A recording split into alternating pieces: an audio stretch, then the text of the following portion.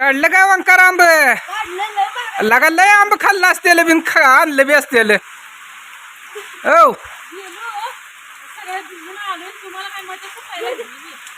सांगितलं होतं आबाळ आलंय बरं का जाऊ नका म्हणून कळलं नाही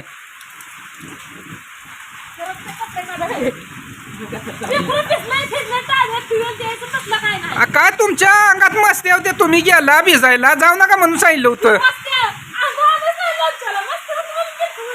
मग काय आंब कधी आणलं होतं काय कळतं का नाही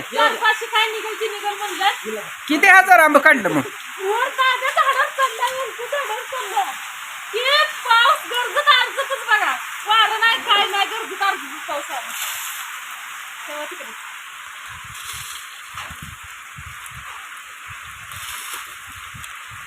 काय आज त्यांना पहिल्या पावसात एकदम मस्त मजा वाटत असेल बघ त्यांना बी तुला बी मजा वाटत असेल पावसात भिजायला काय करायचं ते आंब घेऊन आले ते बाबा पिशवी वज उचललं ना तिघ जण गेलाय त्या मापाने घेऊन तर यायचं दुसरं झाड पिकला आंब दिले त्यांनी पोरांना खायला झाडच चढ कसं पाऊस आला आता मग काय थांबलो मस्त तिथं उशीरपर्यंत आता लयच लागला पाऊस वाढला गरजा लागला परत गाड्या जायच नाही दादू म्हणला भिजत घालून नसेल म्हणला म्हणून सुद्धा बघा आली त्याच्यात सुद्धा आणि ती गाडीवर एकटा चालतोय पुढं आणि आम्ही चालवतोय आम्ही मागणं दोघं चालतोय चपल्या तुटल्या ए वाजते मग तुला काय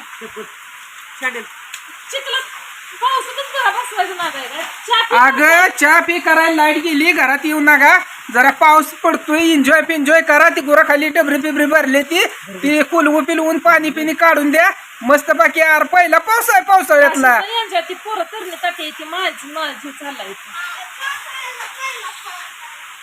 अरे पावसानं गाडी धुवून निघते ओम भाया तू का लागलाय त्याला पाणी मारत बसायला हवं त्याचा जीव थोडा थोडा दादूला म्हणायचा आम्ही दोघं चालत तू पण गाडी तू पड पण गाडीला पुढे देत नाही गाडीला कुठं काय झालं नाही पाहिजे असं म्हणायचं आम्ही त्या तिथनं चालत आलो कुठल्या कुठं 2 किलोमीटर तर चालत आली आम्ही आली सांगायचं मला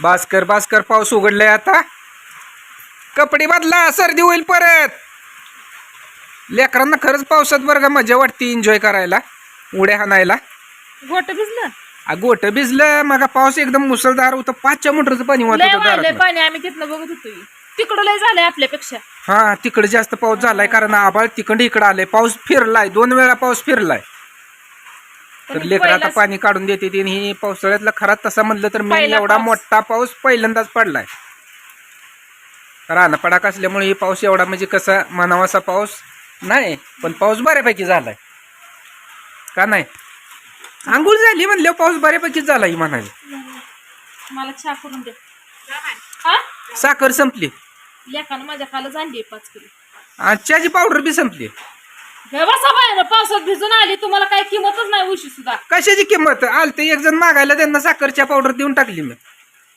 ते म्हणले पावसात गारटले ते जाऊ दे घेऊन जावं म्हणलं राहू दे मग जमीन गार होती उशी व्हालाला तर पाणी वाढल राहू दे अरे असलं खडोळ पाण्यानं व्हायला पाणी वाढतंय वे घाण निघून जाते जाऊ द्या की तिकडं तू पण चांगलं गुळवणी पाचती काय परत होलच आजारी पडाय सगळे इथं काय घरात बसलाय ना गोबान नुसतं लागलाय फण्या काढायला इथं आमचा जीव चाललाय अगं पण मी सांगितलं होतं आबाळ आलंय जाऊ नका कोण जाईल का येड्यात काढती काय तू आम्हाला येड्यात काढती काय तू आम्हाला हा आम्हाला सांगून शिकून लोकांची धन आहे तुझी एवढे अनुभव आहे तुम्ही जाणतो जुळतो तुम्हाला कळलं नाही जाऊ नका आबाळ आले पाऊस फिरलाय वारं फिरलाय येईल पाऊस मला पण वाटलं यायचं नाही रोजच असं होतंय काय जाणत्या माणसात सांगितलं ऐकाव ना कशाला असलं करायचं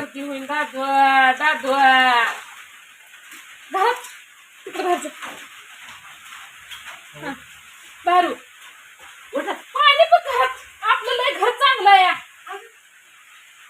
सकाळीच म्हणते घर आपलं लय चांगलं आहे मग लय चांगलं आहे त्याला तीच म्हणते पाणी घरात आलंय म्हणून त्याला म्हणते येऊ नको लय पाणी घेऊन घरात बाहेर नमस्कार मित्रांनो तर पावसाळा चालू झालाय पावसाचं पाणी कसं वाहायला लागले तुम्हाला दिसतंय आणि पाऊस पण किती प्रमाणात पडतोय हे तुम्हाला समजतंय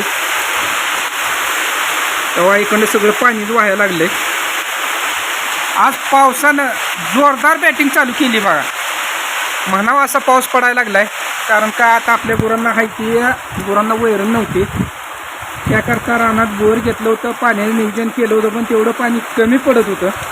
रानाची एकदा भूक भागली म्हणजे आपल्याला वैरण काढी करता येते हो.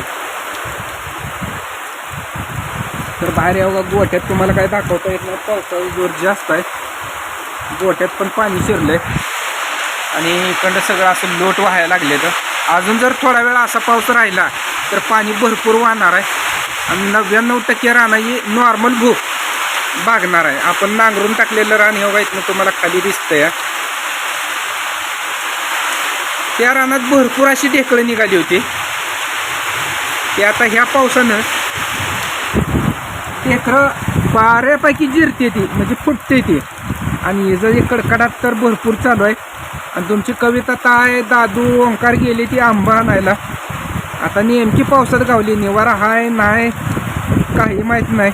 कारण ती तिघंजण म्हणले आम्ही जाऊन आंबं घेऊन येतो. त्यांना जाऊ नका म्हणलं होतं, आभाळ आलं तरी पण ऐकलं नाही.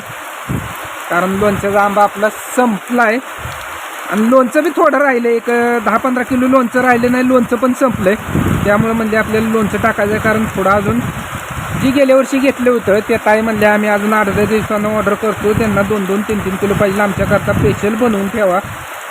त्याकरताही गेलेत आंब्याला. आणि असा मागं पाऊस चालू झाला आहे. वारं पण भरपूर आहे आणि पाऊस पण भरपूर आहे. तर दारात ठेव का इथं पाणी साठले आणि इकडं गोठा तर पूर्ण गळून जाम झाला आहे. पावसाचा जोर भरपूर आहे. तिकडं पूर्ण आभाळी एक झालंय, कुठेही असा पांढरा ढग आलाय काय असं दिसत नाही, सगळं काळं कुठ दिसतंय. 2 दिवस झाला असं भरपूर वारं येत होतं बरं का. त्यात टिपकं पण असं येतं, आम्हाला वाटायचं पाऊस येतोय का, पण तसं काय झालं नाही. पण आज पावसानं जोर एकदम मस्तपैकी धरलाय. पाऊस म्हणेल असा आज आलाय. पावसाळा आता इथनं पुढं आपला सुरुवात झाली पावसाळ्याला बरं का. कारण मला इथनं एक अर्धा किलोमीटरच्या अंतरावरनं पुढलं काय दिसत नाही, एवढा पावसाचा जोर असा आहे. मग मला सांगा पाऊस कसा असेल.